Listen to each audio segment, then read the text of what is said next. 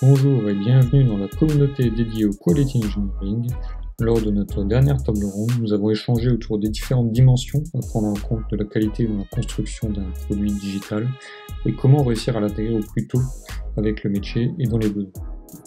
Le résumé de ce contenu est disponible en podcast vidéo et avec un article sur le blog. Bonne écoute, souscrivez pour les prochains épisodes.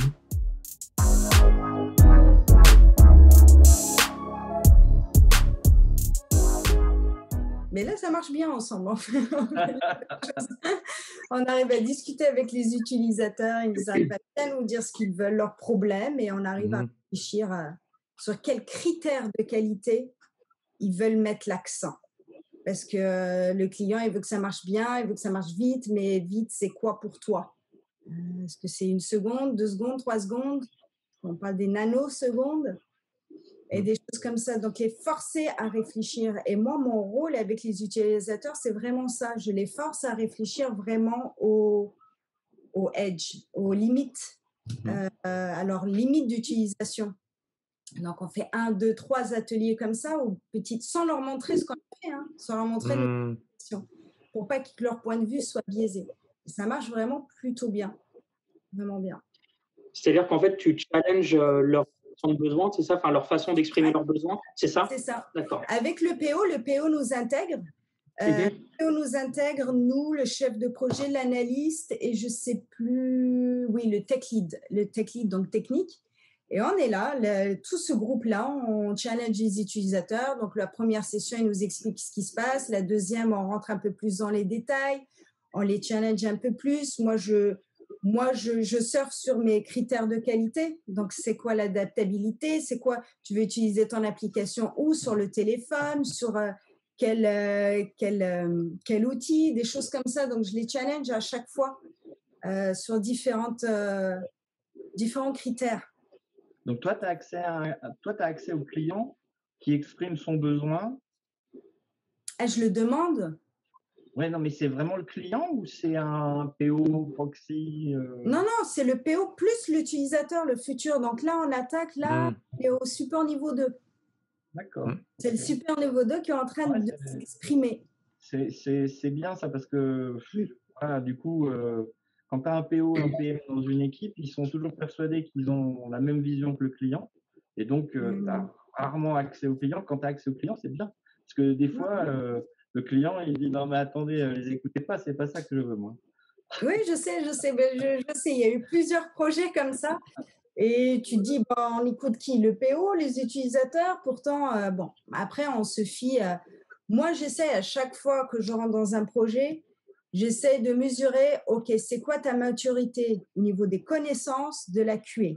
Et pour tout, les devs, les analystes, le chef de projet, le PO, le client, le projet, tout le monde. Je dose, je sais. Et si je vois qu'il y a une grosse lacune au niveau du besoin et de la connaissance, c'est quoi la qualité, et ben ma première action, ça va être ça. Je vais essayer de leur prouver quelle est l'importance de la qualité et pourquoi il faut nous amener dès le début, du projet, pour un meilleur chiffrage, pour une meilleure relativité de cette qualité. Parce que pour le support niveau 2 qu'on va créer, eux, leur qualité au niveau performance va être à un tel niveau. Mais quand on va attaquer les gens de la finance et les commerces, ils vont être à un autre niveau. Donc, c'est cette qualité ajustée que j'essaie de vendre et de parler, d'évangéliser. Je ne sais pas si c'est le bon terme, mais c'est ça que je fais à chaque projet. Donc, des fois, je gagne, et quand je gagne, bim, on arrive tout de suite aux utilisateurs avec les PO, etc. Des fois, c'est très compliqué. On nous restreint à notre périmètre, et là, je continue à essayer d'étendre. Est-ce que tu parles plutôt besoin ou tu parles plutôt solution? Ton utilisateur, il vient vers toi en te disant il me faudrait un truc qui fait ça, ou il vient vers toi en disant j'ai besoin, c'est ça mon besoin, ou j'ai ce problème-là, est-ce que tu aurais une solution pour moi? C'est les deux, parce que rarement il sait ce qu'il veut, et puis l'utilisateur, c'est comme des gens comme nous, on veut à peu près quelque chose, une fois qu'on l'a sous le nez, on veut autre chose. Ça reste des humains. Donc c'est les deux. Mais moi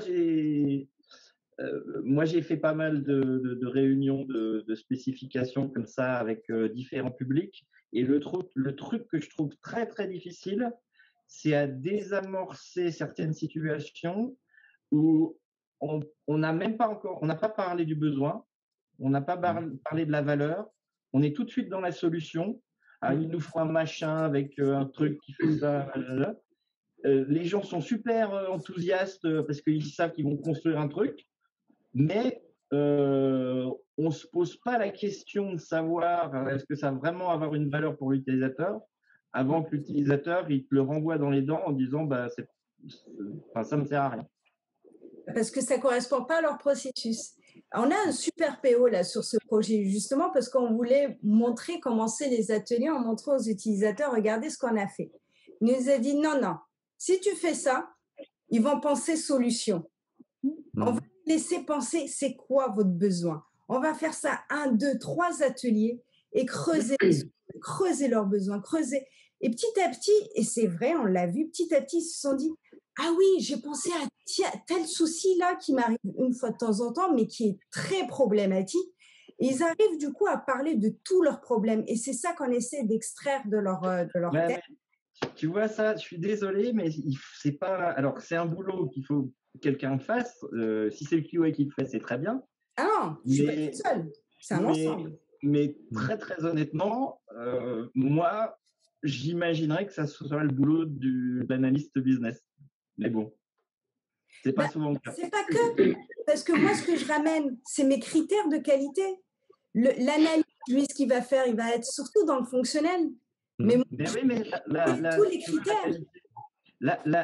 La qualité, si tu veux bien, c'est 50, 100, 200 dimensions différentes. Comment pas l'efficacité, mais la conformité du produit fini face à ses exigences fonctionnelles, c'est une qualité. Donc, si tu veux, l'analyste fonctionnel, lui, il devrait s'intéresser au moins à cette dimension-là de la qualité. Oui, mais encore une fois, il va utiliser son cerveau au maximum sur son rôle initial qui est l'analyse. Ouais, mais c'est là que je discutais tout à l'heure sur les développeurs, les analystes qui se créent ce silo parce qu'ils ont ce rôle effectivement.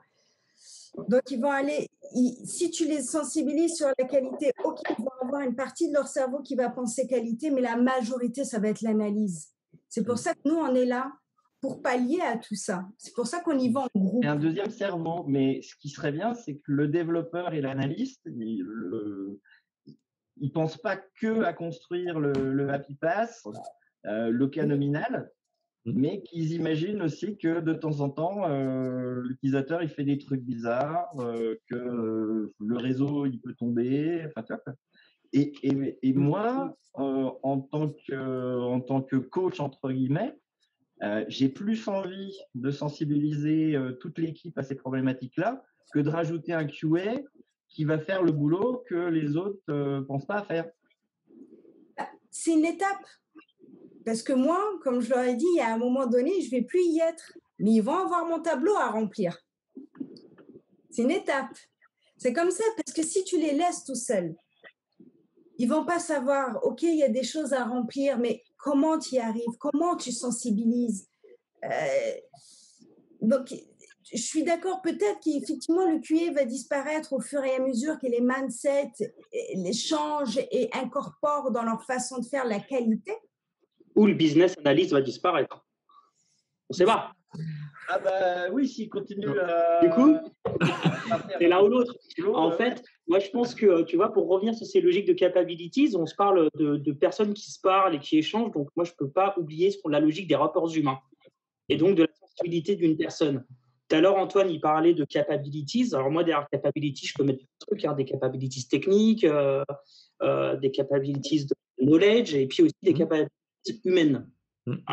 Et ce travail de dire à ton utilisateur, client final, appelle-le comme tu veux, celui qui justement est celui qui doit exprimer son besoin, quelqu'un qui fasse le job d'aller de humainement savoir lui extirper, c'est presque de la psychologie le truc, d'aller lui extirper mais qui tu es, de quoi tu as besoin, est-ce que tu es sûr que c'est vraiment ça dont tu as besoin? Ah ouais, non, en fait, tu as raison. Et voilà. Et tout ce travail-là, au final, qu'on a posé sur des casquettes de gens, business analyst, testeurs, en fait, pour moi, ça n'a pas trop de sens, ces trucs-là. C'est un peu des découpes.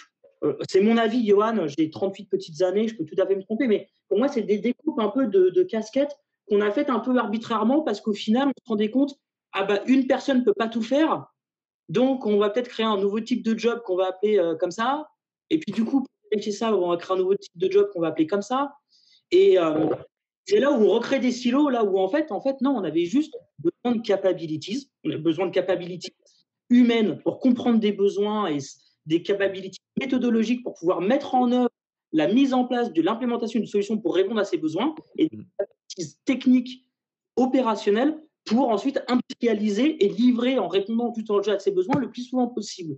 Moi, dès lors, en fait, j'ai même plus envie, j'entends même plus business analyst, testeur. Pour moi, ça ne veut plus rien dire déjà, tu vois. Mais tu es en train de faire de la pub pour la branche nos copains DevOps, là. Ah bon? DevOps, c'est ce que tu décris. Eh ben, écoute, je t'envoie mon adresse, tu m'envoies un chèque, mon gars.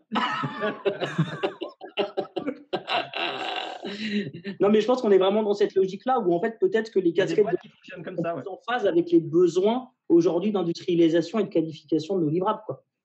Ouais, c'est GitLab, par exemple, il n'y a pas de la qualité, ils ont clarifié que dans l'entreprise, la responsabilité de la qualité, c'est à l'engineering, parce que c'est une boîte d'engineering, voilà. Donc, et du coup, c'est intéressant, tu vois leur job description en ligne t'as les mecs, ils n'ont pas de quality assurance de tête officielle, t'as des quality engineers qui fournissent la plateforme quality, et sur les job description de software developers, c'est écrit you are responsible of your product. Enfin, il y a pas une ligne, quoi. Il y a vraiment un pavé sur.